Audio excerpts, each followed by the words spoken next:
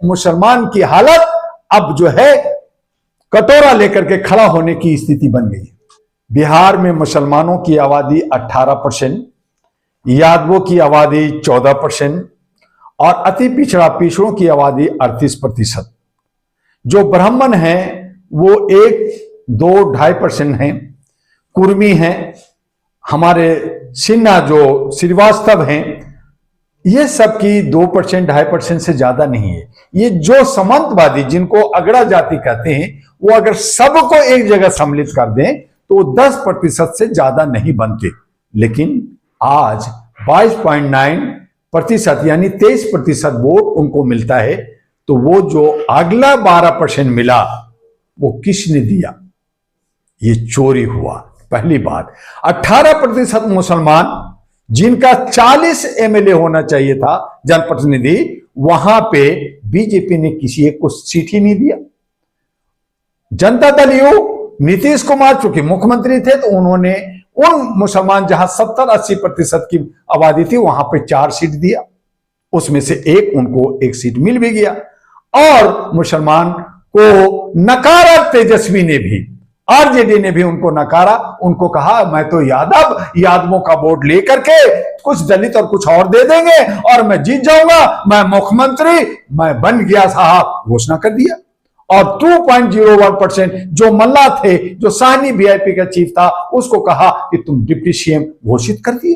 तो मुसलमान ने कहा 18% कहां जाएगा, 38% कहां जाएगा, अन्य जो 10-8% है वो कहां जाएगा। उन्होंने कहा कि 38 और अगर 18 जुड़ जाते तो 56 उनकी सरकार बन सकती थी, एक दलित मुख्यमंत्री बन सकता था, एक अब्दुल गफूर की तरह जो है मुसलमान मुख्यमंत्री बन सकता था, उप मुख्यमंत्री बन सकता था। लेकिन चूंकि ये लोग सोचने और समझने में देर कर दिए, इनमें कोई नेता नहीं था, ये आपस में लड़ते रहे, ये रोटी बोटी और बिरयानी और ताड़ी और शराब और ये 5,000 और 10,000 और 2,000 और 500 में बिकते चले गए। पासवाना में बटे, शिया में बटे, सुन्नी में बटे, बहुत सारे खलीफा और बड़े अलग अलग के नेता, कोई बीजेपी के लिए नेतागिरी कर रहा है, चाहे मिले ना मिले, डर के मारे वहां है, तो कुछ लोग वहां, कुछ लोग वहां, सब ऐसे बटे रहे। नतीजा जहां ओवैसी 0 होने वाला था वो हार जाता।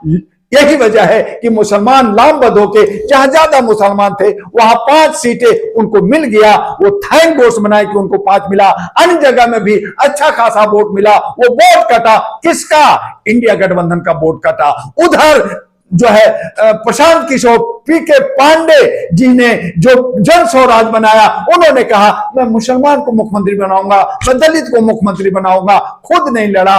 अगला जो है दोधारी तलवार की तरह उसने जो है अलग अपना रुख दिखाया और बहुत सारे स्टेटमेंट ऐसा जो आया, जो शाहिनी का भी आया, तेजस्वी का भी आया, और इस तरह से मुसलमान बट गए, कट गए। और नतीजा क्या हुआ? वोट का ध्रुवीकरण हुआ, वोट का कटाव हुआ, कुछ चोरी हुआ, कुछ डकैती हुआ। और यही विपक्ष कहते हैं कि हजारों हजार हरियाणा से, मध्य प्रदेश से, राजस्थान से, गुजरात से, बंगाल से नौजवानों को भेजा गया। किस लिए? ईवीएम में दबदबा करने के लिए। तो ये भी एक बहुत बड़ा फैक्टर, वो भी आवाज उठा रहे, चीख रहे, चिल्ला रहे, हम चोरी नहीं होने देंगे, चोर वोट चोर गद्दी छोड़। यही राहुल गांधी जब कहा तो हमने कहा ये बहुत गलत हो रहा है, वोट चोर ईवीएम छोड़। और तमाम पार्टी कहते हैं कि ईवीएम से अगर चुनाव होगा हम कोई भी चुनाव नहीं लड़ेंगे। तो लक्ष्य ही कुछ और होता, लेकिन खाली वोट छोड़ गद्दी छोड़। अरे गद्दी को कौन छोड़ देता?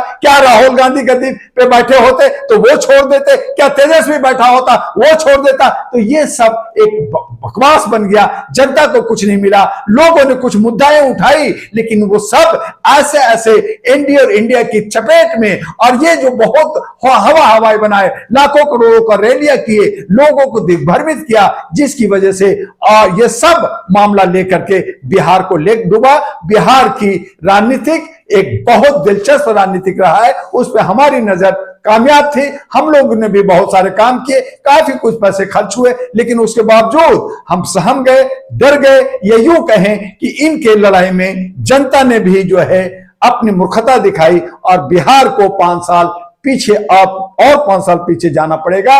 आगे क्या होगा देखते रहिए। लेकिन बिहार में जो मुसलमानों की दुर्गति हुई, दर्री बिछाने का, झंडा लेने का और चमचागिरी करेगा, वही असर अब बंगाल में दिखेगा, वही असर अब उत्तर प्रदेश में दिखेगा। मुसलमान की कोई हैसियत नहीं, मुसलमानों के कोई रहनुमा, कोई अच्छा लीडर नहीं। 1 2 4 ऐसे हैं भी तो वो सब रेबड़ी और चमचागिरी करने वाले हैं, जिसकी वजह से मुसलमान की हालत अब जो है कटोरा लेकर के खड़ा होने की स्थिति बन गई।